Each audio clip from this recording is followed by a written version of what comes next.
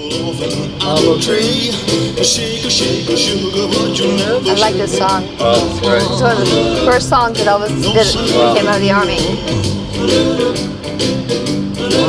I'm gonna stick like glue. Stick because I'm stuck on you. Oh. You know, I never really, this was not one of my favorite songs. The performance was great, though, right? The performance was good. I thought the performance was great. I just was never one of my favorite songs. And I never had that many, obviously, of Elvis songs that I didn't care about because all of his songs were great. People ask me, what is my favorite Elvis song? I mean, no one sang ballads like he did, and every time I pick a song, there's another song that comes on. So I have to say pretty much. There's different eras in his life where yeah, you know. And you have to remember too, we were so much a part of all the songs that he sang. We knew the moods he was in. Yeah. You know, we knew what he thought about them. We kind of lived those songs with him. But this one never really made that big of an impression. You know what it did do? It was a great showcase for Ronnie Tutt. Oh, you know, absolutely. You know, if there were songs that were, you know, that brought out or highlighted Elvis would be Suspicious Minds. He did all his karate, right. you know, performances the there. in the break. And again, Ronnie accentuating That's right. it. And Tiger Man. And the drums, Ronnie went crazy and Elvis loved it. It's so funny when you listen to this, you can see him doing, I still remember every move he made in this song. You know you're driving on Pacific Coast Highway. 2,000 miles from Memphis. Yeah. Wow. My father brought me here in 1963, and Elvis convinced my dad that I would go to Memphis and go to school in Memphis, and everything was taken care of, and I would be totally well chaperoned. My dad came out here to meet Elvis and to make sure everything was going to be on the up and up. We stayed at the Bel Air Sands, right close to Bel Air, and then the second day we came, he took us out for a nice tour of LA. And Pacific Coast Highway and around the beach area was one of the first places. And it was amazing. We had a day like this, and he was like a tour guide. You know, that's one thing he loved to do, is go out, you know, and show people all the sights around this area, not just here, but in Memphis too, places where he grew up. We went to all these places. So Elvis took us for a ride out in the car and took us all through LA. Did you come to the ocean? Yeah, we came here. Oh, wow. We have a lot of pictures from that, which I didn't remember having. My sister discovered them a few months ago. But we came down here. We went to Chinese Grauman Theater. We went to Hollywood Boulevard. We went, all through Bel Air. Sunset? Yeah, on Sunset Boulevard. He showed us homes of famous actors. He drove us around the gold Cadillac. And then the car went on tour without Elvis. Remember? Is that amazing? I hope so. That went on took tour it all around the world without Elvis. Can you imagine if he was in it? A cardboard stand-up. Elvis on tour. We would have got a free vacation. Elvis on tour. No, the lifestyle was definitely different out here. Obviously, you know, I was captivated by all the sights and had a lot of energy here. And then to move back to Memphis, it was kind of everything came to a standstill. Especially while Elvis was here, you know, making his movies. And I stayed in Memphis and literally, you know, spent a lot of time with Grandma. Got to meet her. It was pretty dead at Graceland when Elvis wasn't there, wasn't it? It wasn't. It was a totally different energy. We had 4 homes here. Perugia Way twice Elvis lived in. Bellagio Road. Right. And then Rocca Place, which I hated that house. It wasn't too private, was it? No. But Perugia Way, it wasn't one of the most beautiful houses, but it certainly was private, especially in the back area, not so much the front. But it's a whole new house now, unfortunately. Historical things happened here, as you know. We had the Beatles. This is where the Beatles came. I never forget that night. No, that was pretty historical. And, you know, I don't think we really appreciated it as much then, you know, as it turned out to be. later in life. Yeah, it was, it was that period where Elvis was looking for, his career, and here's the Beatles on the top. Remember, it was, I think it was a huge deal to the Beatles.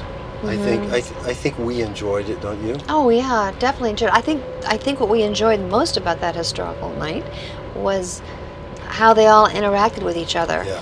and how Elvis, pretty much ran the show. I mean, John and Paul, all of them were very humbled, very nice. I think that took us all by surprise. Yeah. And Elvis was still his same self. He went in Didn't front change. of the piano, Yeah, playing the bass, yeah.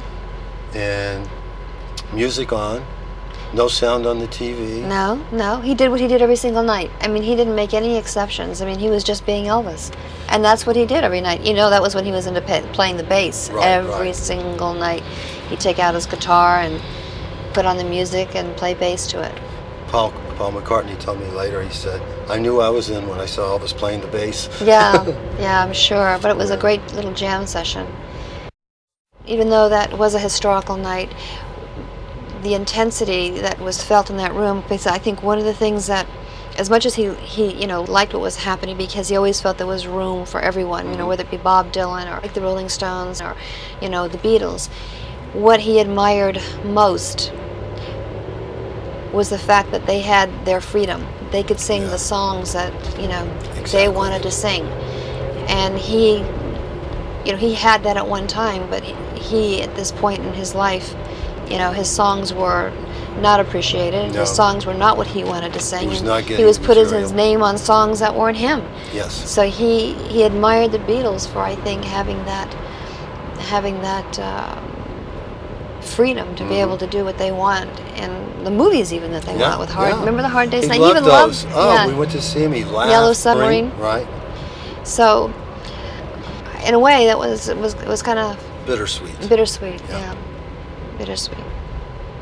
They even invited you guys over to their house, the house they rented, right? I was walking out, and John Lennon said to me, Jerry, I know Elvis doesn't get out, but we're up on Benedict Canyon. I knew the house. Remember, Elvis almost rented that house. It had 6 bedrooms.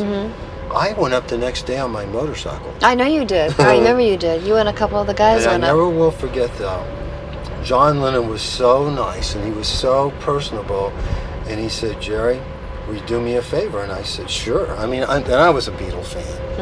And he said, I didn't have the nerve to tell Elvis last night. He said, see these sideburns? I said, yeah. He said, I almost got kicked out of high school because I wanted to look like him. And without him, I would have been nothing. Isn't it funny when you hear the stories about John Lennon and how he was pretty much a free spirit himself and had definite ideas about political issues and the turmoil that we were, living in at the time. He was so shy that night. Yeah. He was so shy. He wasn't Does really... that tell the enormity of Elvis? No, it definitely did. Yeah.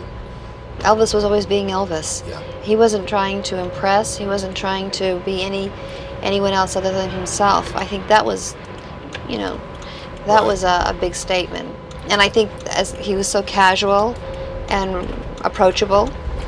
And I think Elvis recognized that quality in the Beatles as well, because you know what?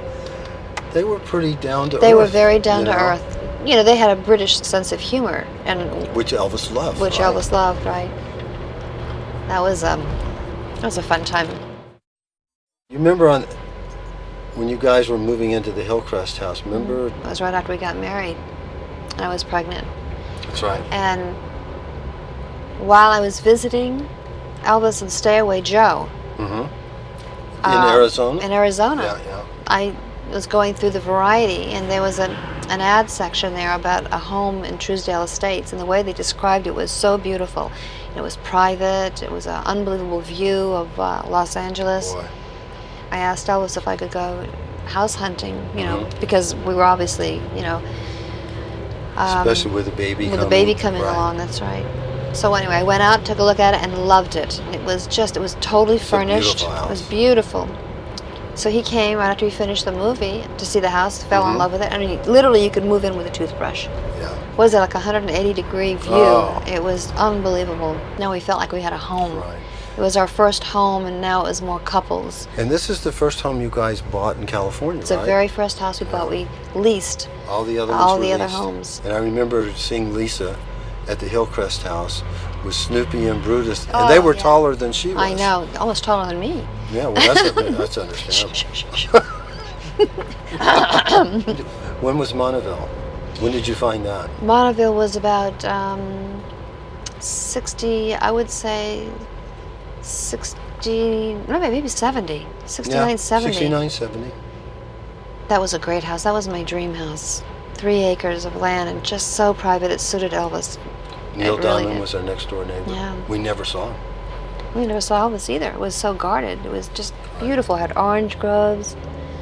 Monteville was the best house. All the memories pop up, and you know, you have good ones and you have bad ones, but it's certainly each house had its stage, Mm-hmm. and you can remember everything that was involved. Well, here's CBS. The famous night that Elvis was on the Ed Sullivan Show. This was obviously before my time here in Los Angeles, but Did you watch it? well, between the cracks of the door. Yes. Why the cracks of the door? I was one of those teenagers that weren't allowed to see it. You know, it was a big to-do about Elvis being on television at that time. There were all kinds of reactions from, you know, the way that he moved with his music. You know, that was a part of him through his own music and his own roots. Right. And people misconstrued that whole Elvis aura and energy into, it was too seductive. It was So going to be a your whole new parents didn't think you generation. should see it? No, my parents were one of the ones too Sure. who didn't want me to see him. They didn't know what to expect. It's so hard now to look back at that. I know. I mean, what they're singing today and what they're doing today, it's just a far cry and a long way from where we were. Yeah, I used to say we were babies compared to what people are doing now. You know, when the new groups came out and stuff. And it was true. Yeah. I think people overreacted. I didn't think people knew what to do with him. Mm-mm. They really didn't. It's like we have to go to MGM. We spent a lot of time at this studio. He did, I know. Yeah. You know, I really didn't spend that much time here. You know, Elvis definitely had to have that freedom Right. to, you know, do what he did best. And, Well, it's like bringing your wife to work. You just don't do it. you know, I did come a couple of times. And one of them, when here in Scarum, I dyed his hair. You dyed his hair? Yeah, he didn't like the color of his hair, so obviously I was always the first one to say, I can do it. So I went to the drugstore and I got black dye. It looked pretty easy to me, right? Yeah. So you go and get your black dye, and I got brushes, you know, so I could, you know, brush it on. And I went to Yeah. the studio with a bag. I mean, I took it very seriously. I got a black bag, and I had a towel and brushes and the black dye. And here I come in like a real professional. I mean, I took it quite seriously. Now I know why he wore the turban. You know what? You might I thought be it was right. an image. He was trying to cover up that You hair. might be right.